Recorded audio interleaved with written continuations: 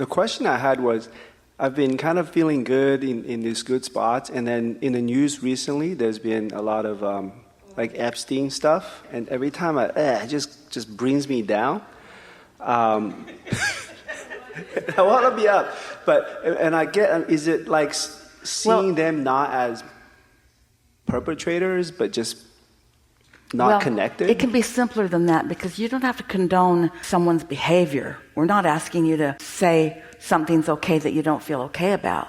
We want you to take a step back from it further and understand that however you're seeing it, your inner being is not doing it the same way.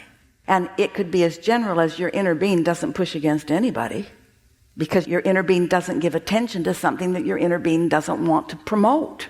And when you give your attention to something that you don't want to promote, in your promoting of it, you cause separation, is too strong a word, between you and your inner being. That's guidance. So is the answer, look at it and like it? You couldn't do that if you tried. The answer isn't look at it and like it.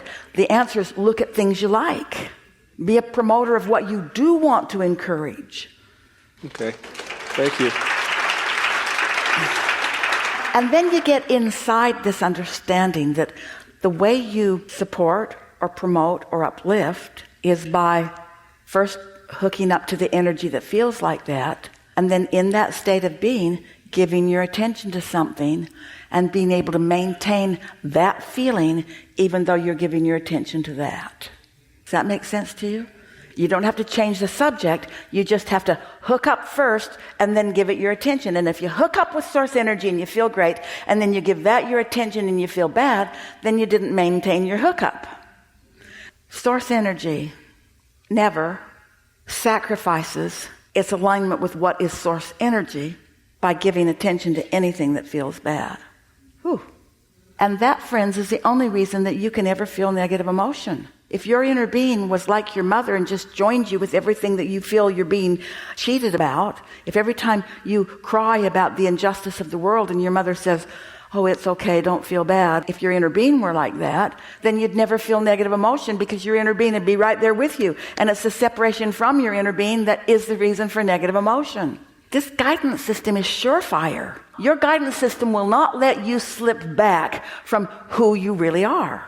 Your inner being knows who you are. Your inner being never takes eyes off of you. There aren't eyes, but your inner being never takes attention from you. Your inner being never stops knowing you and loving you, and never stops helping you, and never stops focusing on anything less than what life has shown you that you want to perpetuate. The reason we're adding this is because there's a little uneasiness in the room, because it feels like you're either with us or you're against us. And so if you're not willing to join groups of people against things, then it almost feels like you're for them. You're not for unwanted. You're for alignment. You're for empowerment. You're for improvement. You're for this end of the stick. You're not for sickness. You're for wellness. You're not for pedophilia. You're for freedom. You're not for disempowerment, which is what is at the heart of all of that. You're for empowerment. You're not for blaming. You're for acknowledging value. You're not for condemnation. You're for appreciation. You're not for criticism. You're for appreciation and optimism. And so once you play around with this for a little while, you just know Esther watches things on television, and she knows that it's going to upset her, and she watches it anyway, because she doesn't mind being upset, because she knows she can always find her balance. And she's beginning to understand that as she makes it personal to herself, she asks with a stronger ask.